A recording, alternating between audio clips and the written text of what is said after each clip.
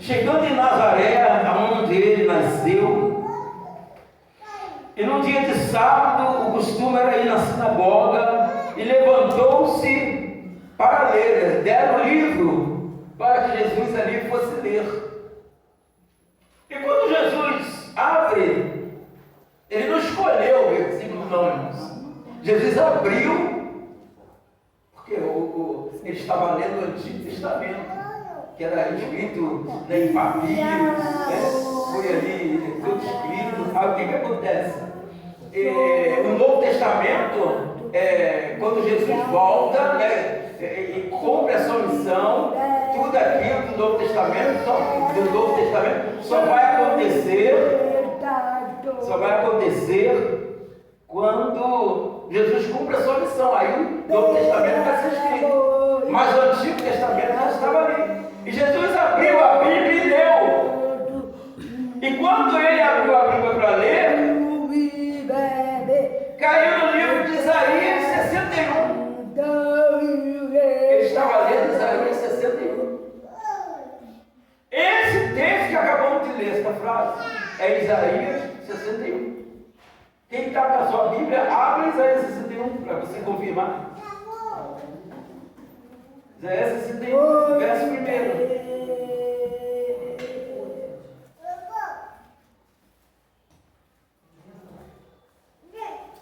Aleluia, Deus. Isaías 61, verso 1. Olha o que está escrito. O mesmo que nós lemos lá em Lucas. O Espírito do Senhor, Jeová, e achou, está sobre mim, porque o Senhor me ungiu para pregar as boas novas, mansos, enviou-me a restaurar os contritos de coração, a proclamar liberdade aos cativos e a abertura de prisão aos presos, e a pregoar o ano aceitável do Senhor, e o dia da vingança do nosso Deus, a consolar todos os que choram, ou todos os tristes. Quando ele acabou de ler, olha para cá, estava todo mundo olhando para Jesus, atônito, espantado, uns assim, visivelmente sentindo algo sobrenatural. Porque você imagina o próprio Jesus falando dele mesmo naquela sinagoga. Olha para cá. Você consegue entrar dentro do versículo e entender esse mistério? Ele tira a Bíblia para ler e ele fala de quem? Ele fala dele próprio. Quando ele sentou, ele fechou e sentou. E ele falou para as pessoas que estavam lá: vocês acabaram de ouvir o que já está acontecendo a partir de agora. Amém, amém? Acabou de acontecer. Então, eu não consigo ficar sem sentir a presença de Deus. Eu não ouvi isso, irmão. Esse versículo é espetacular. Ele senta, eu creio que ele é tomado pelo Espírito Santo. Eu creio que ele ali sente o próprio Senhor, sente a Trindade, ele se envolve com ele, porque ele fala assim: vocês acabaram de ouvir. E o que vocês escutaram já está acontecendo. E aqui eu quero falar de Lucas, e eu quero falar de quatro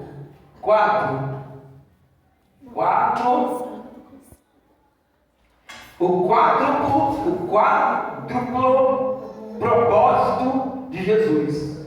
É quádruplo porque são quatro propósitos de Jesus. E primeiro que ele fala: eu vim pregar o Evangelho aos pobres.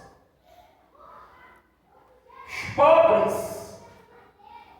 Eu quero falar do pobre espiritual e do pobre material. Porque tem muita gente que é rico e tem muito dinheiro, mas ela é pobre. Aí você pode perguntar: mas como? Porque a gente vai lá no Sermão da Montanha, ela já se ligou. A gente vai lá no Sermão da Montanha, a gente vai ver no capítulo 5 de Mateus, e fala que aqueles que são pobres de espírito.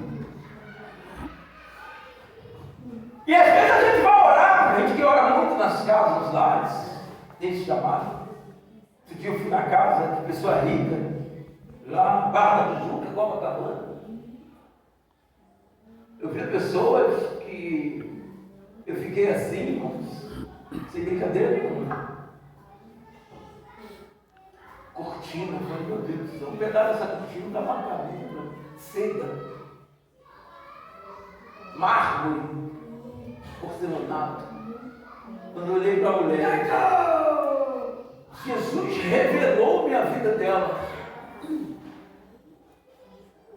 Falou, a senhora tem dinheiro, é rica, mas a senhora tem um vazio por dentro.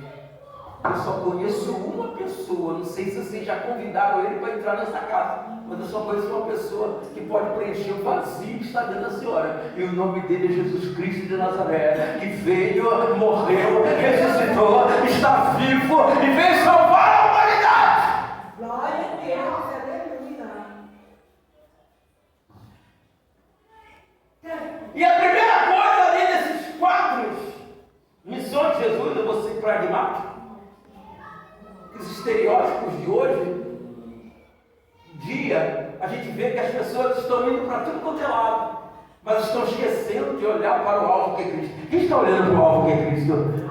Quem está olhando para o alvo que é Cristo? Ele está passando por dificuldade, por problema, por situações complicadíssimas, que lá nem para estar aqui na igreja, era para estar dedicado, chorando, entregando os pontos, mas ele veio, ela veio, porque falou, eu só posso receber uma vitória daquele que eu sei que pode me dar, e o nome dele é Jesus. E não vem aqui buscar pastor, nem missionário, vem aqui para ver o Senhor, porque ele age, ele trabalha, e o que ele já fez contigo no passado, ele vai fazer coisas de elefante. Levanta a mão e começa a adorar ele, porque eu estou sentindo a presença do Espírito Santo. Ele está falando, eu vim pregar boas novas aos pobres, mas ele fala também daqueles infelizes, daqueles miseráveis, que nós passamos para lá e para cá e não damos atenção, e está aumentando o número de pessoas dormindo na rua. Por mais que nós temos uma casa humilde, olha para cá. Daqui a pouco nós vamos para casa, tem, com certeza todo mundo aqui tem um cobertor, bem ou mal tem uma cama mais simples, mas tem.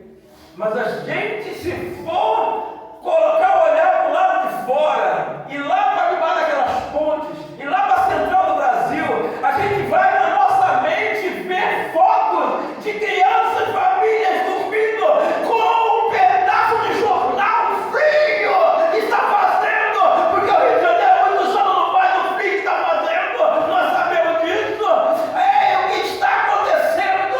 Jesus veio para essas pessoas, mas as pessoas de hoje, elas estão preocupadas com fama, com glória, e elas querem poder, ela quer se movimentar, ela quer curtidas, ela quer ter muitos seguidores, mas se Jesus estivesse aqui, ele não ia querer saber de seguidores, de curtida, ele ia para debaixo da ponte e ver uma pessoa que estava necessitada, uma família que estava sem teto, ele está ali preocupado com esses pobres.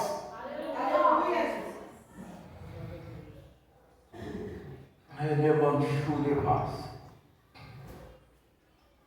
Infelizmente, a violência é tão grande que congelou o nosso coração para muita coisa. Antigamente, alguém pedia alguma coisa, a gente dava na hora. Hoje em dia, a gente pensa 2 ou 3 vezes, porque a gente não sabe se a pessoa vai pegar o dinheiro e vai gastar com drogas. Então, a gente está assim, eu dou ou não dou? Faço ou não faço? Ajuda ou não ajudo?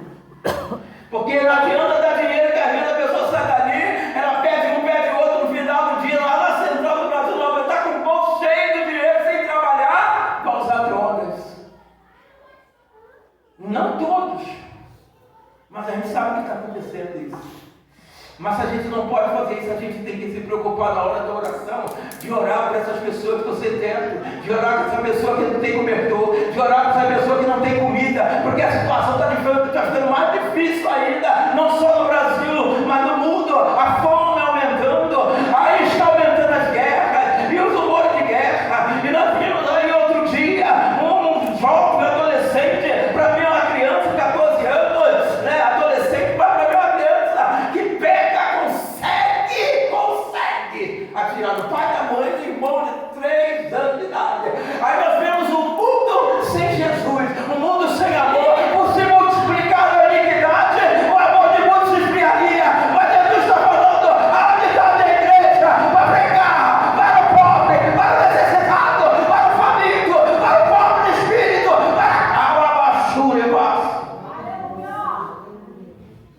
Deus está chamando a gente.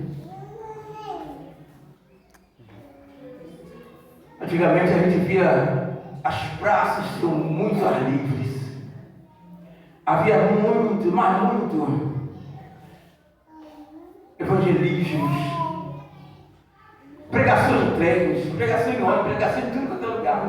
As leis foram vindo, a violência foi aumentando, engessou a igreja, e as igrejas quase não fazem ar livre. Não estou culpando a igreja, porque nós sabemos que nós temos que ter a vigilância.